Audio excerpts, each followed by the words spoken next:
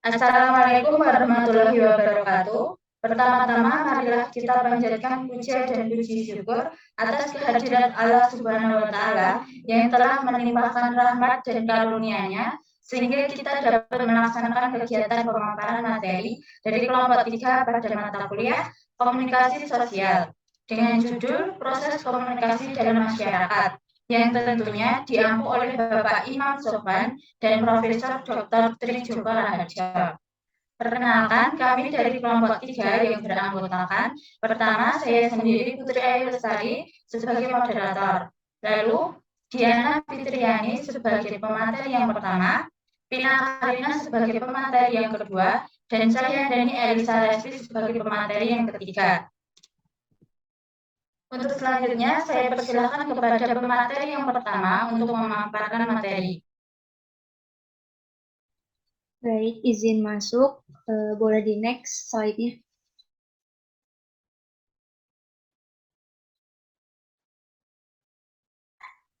Di sini saya akan menjelaskan pengertian komunikasi masyarakat. Dalam masyarakat, komunikasi merupakan salah satu kegiatan dasar manusia dalam proses sosial yang dijalani. Bisa dikatakan komunikasi adalah mesin pendorong proses sosial yang memungkinkan terjadinya interaksi manusia dan menjadikan manusia sebagai makhluk sosial.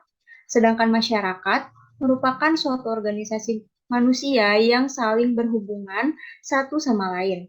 Masyarakat merupakan sekumpulan manusia yang secara relatif mandiri, yang hidup bersama-sama cukup lama, yang mendiami suatu wilayah tertentu, memiliki kebudayaan yang sama, dan melakukan sebagian besar kegiatannya dalam kelompok tersebut. Tujuan dasar manusia berkomunikasi adalah untuk mengendalikan lingkungan fisik dan manusia berkomunikasi. Nah, komunikasi bersifat sangat signifikan dalam membangun kehidupan sosial. Komunikasi meningkatkan individu membangun suatu kerangka rujukan dan menggunakannya sebagai panduan untuk menafsirkan situasi apapun yang dihadapinya. Komunikasi juga yang memungkinkan manusia mempelajari dan menerapkan strategi-strategi adaptif untuk mengatasi problematika. Tanpa berkomunikasi, manusia tidak akan tahu bagaimana makan, minum, berbicara sebagai manusia dan memperlakukan manusia lain secara beradab. Karena perilaku-perilaku tersebut dipelajari lewat pengasuhan keluarga dan pergaulan dengan orang lain. Yang intinya adalah berkomunikasi. Next slide.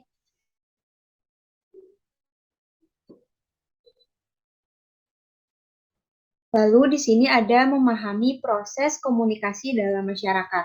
Proses komunikasi pada hakikatnya adalah suatu proses pemindahan atau penyampaian ide, gagasan, informasi dari komunikator kepada komunikan. Proses komunikasi di antara keduanya dapat dikatakan berhasil apabila terjadi kesamaan makna. Sebaliknya, komunikasi menjadi gagal bila mana keduanya tidak memiliki kesamaan atas apa yang dipertukarkan atau dikomunikasikannya.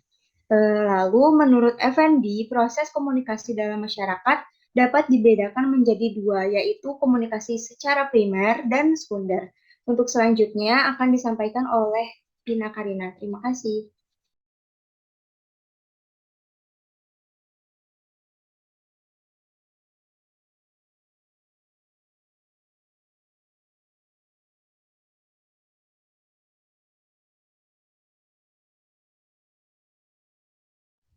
Baik, terima kasih atas kesempatannya. Di sini saya akan menjabarkan tentang proses komunikasi dalam masyarakat yang dibedakan menjadi dua tahap ya. Ada proses komunikasi secara primer, yaitu proses penyampaian pikiran dan perasaan dari seseorang kepada orang lain menggunakan lambang atau simbol sebagai media. Nah, lambang dari media primer tersebut adalah bahasa, isyarat, gambar, warna, dan sebagainya, yang secara langsung mampu menerjemahkan pikiran dan perasaan komunikator kepada komunikan. Kemudian ada proses komunikasi secara sekunder, yaitu proses penyampaian pesan oleh seseorang kepada orang lain dengan menggunakan alat atau sarana sebagai media. Nah, kedua media tersebut setelah memakai lambang menjadi media pertama. Nah, mengapa menggunakan alat bantu atau media kedua? Alasannya bisa beragam. Seseorang komunikator menggunakan media kedua dalam melancarkan komunikasinya karena komunikan sebagai sasarannya berada di tempat yang relatif jauh. Alasan lainnya, jumlah komunikannya banyak. Nah, beberapa media kedua atau alat bantu yang biasanya digunakan antara lain surat, telepon, telegram, surat kabar, majalah, radio, televisi, film, dan lain sebagainya. Next slide.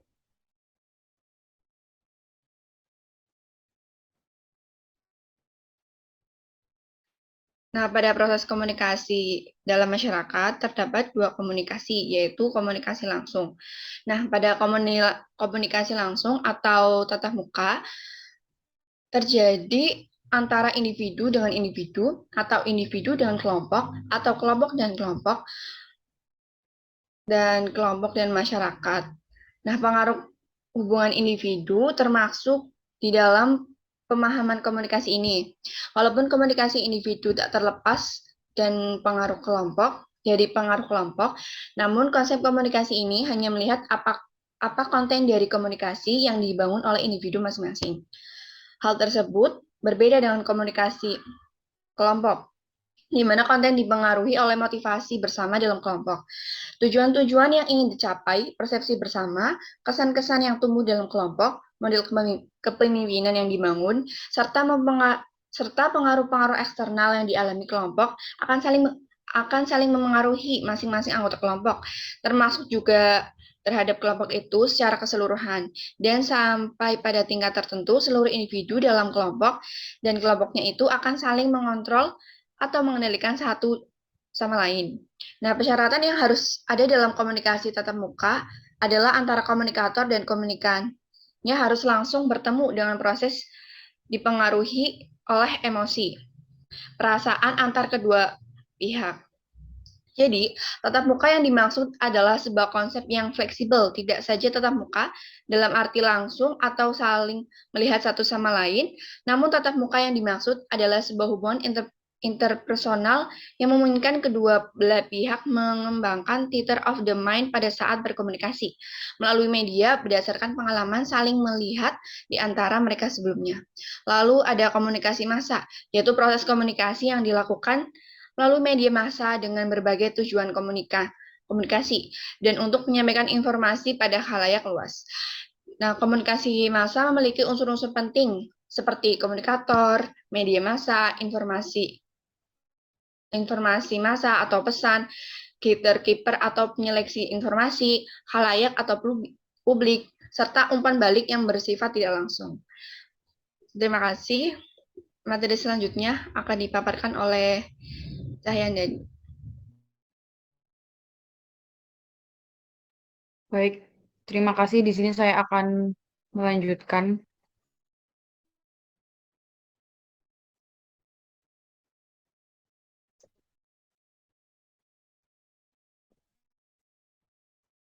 Komunikasi dan perkembangan peradaban. Jika dilihat dari sejarah perkembangan masyarakat, bentuk masyarakat berubah seiring penemuan teknologi, terlebih lagi teknologi komunikasi.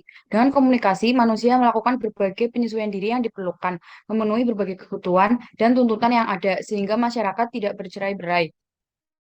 Eh, Jika masyarakat dapat dipisahkan dengan komunikasi, tanpa adanya komunikasi di dalam masyarakat akan terasa hambar, tidak bermakna dan tidak adanya interaksi sosial. Adanya kehidupan bersama disebabkan oleh adanya interaksi sosial. Tanpa berkomunikasi, manusia tidak akan tahu bagaimana makan, minum, berbicara sebagai manusia dan memperlakukan manusia lain secara beradab karena perilaku tersebut dipelajari lewat pengasuhan keluarga dan pergaulan dengan orang lain, yang intinya adalah komunikasi.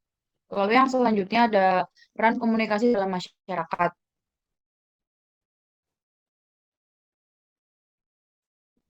Pentingnya komunikasi terbagi menjadi tiga. Yang pertama, hasrat manusia untuk mengontrol lingkungannya. Melalui komunikasi, manusia dapat mengetahui hal-hal yang dapat mengancam alam sekitarnya. Lalu yang kedua, upaya manusia untuk dapat beradaptasi dengan lingkungan. Proses kelanjutan masyarakat sesungguhnya tergantung bagaimana masyarakat tersebut bisa beradaptasi dengan lingkungannya. Diperlakukannya penyesuaian dalam lingkungan ini agar manusia hidup dalam lingkungan yang harmonis dan sejahtera. Lalu yang terakhir ada upaya untuk melakukan transformasi warisan sosialisasi. Tujuannya yaitu suatu masyarakat yang ingin mempertahankan keberadaannya. Maka ia dituntut untuk melakukan pertukaran nilai, perilaku, dan peranan. Lalu ada peranan komunikasi dalam pencampuran budaya. Lewat komunikasi, manusia menyesuaikan diri dengan dan berhubungan dengan lingkungan, serta mendapatkan keanggotaan dan rasa dalam memiliki berbagai kelompok sosial yang mempengaruhinya. Dalam konteks luas, budaya yang merefleksikan respon komunikatif terhadap rangsangan dari lingkungan. Proses yang dilalui individu-individu untuk memperoleh aturan antar budaya, komunikasi dimulai pada awal kehidupan. Melalui proses sosialisasi dan pendidikan, pola-pola budaya ditanamkan ke dalam sistem syaraf yang menjadi bagian dari kepribadian dan perilaku manusia. Lalu proses belajar yang terinternalisasikan ini memungkinkan manusia berinteraksi dengan anggota-anggota budaya lain yang memiliki pola-pola komunikasi serupa.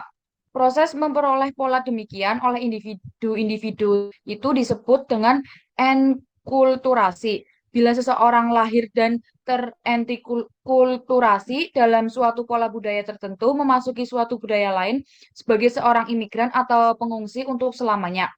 Secara fungsional, kehidupannya akan bergantung pada masyarakat pribumi dan itu tidaklah mudah.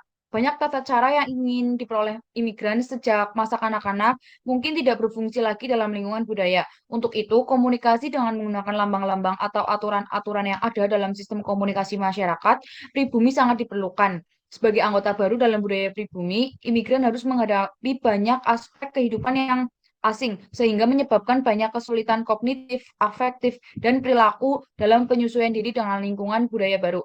Lalu ada faktor lain yang memperkuat potensi akulturasi, yaitu faktor kepribadian seperti suka berteman, toleransi, mau mengambil resiko, keluasan kognitif, dan keterbukaan. Karakteristik-karakteristik kepribadian ini dapat memperoleh kunjungan sebelumnya. Kontak-kontak antar persona dan lewat media massa juga dapat mempertinggi akulturasi. Dalam akulturasi terdapat 3 variabel yang dilakukan, yakni komunikasi personal, komunikasi sosial, dan lingkungan komunikasi. Komunikasi personal merupakan proses yang dilakukan individu untuk menyesuaikan diri dengan lingkungannya. Komunikasi sosial merupakan proses komunikasi yang dilakukan oleh 2 orang atau lebih yang menandakan terjadinya interaksi simbolik dalam rangka menyesuaikan diri dengan lingkungannya. Lalu ada komunikasi personal dapat diamati melalui derajat partisipasi komunikasi dalam hubungan-hubungan antarpersonal dengan anggota-anggota masyarakat pribumi. Baik, terima kasih. Materi dari saya kembalikan lagi kepada moderator. Baik, terima kasih kepada para pemateri yang telah memaparkan materi. Sebelum saya menutup pemaparan materi dari kelompok 3, saya akan memberikan kesimpulan dari materi yang telah dipaparkan tadi, yaitu komunikasi adalah mesin pendorong manusia untuk melakukan interaksi dan menjadi makhluk sosial seutuhnya. Dalam masyarakat, komunikasi adalah pembangun kehidupan sosial. Tanpa adanya komunikasi, maka tidak akan ada interaksi dan kehidupan bermasyarakat. Proses komunikasi terbagi dalam 2 tahap, yaitu komunikasi secara primer dan secara sekunder. Komunikasi masyarakat dibagi menjadi 2, yaitu komunikasi secara langsung dan komunikasi massa. Sekian dari pemaparan kelompok 3, saya mewakili anggota kelompok meminta maaf apabila ada kekurangan dan kesalahan dalam pemaparan materi yang kami berikan. Kami pamit undur diri. Wassalamualaikum warahmatullahi wabarakatuh.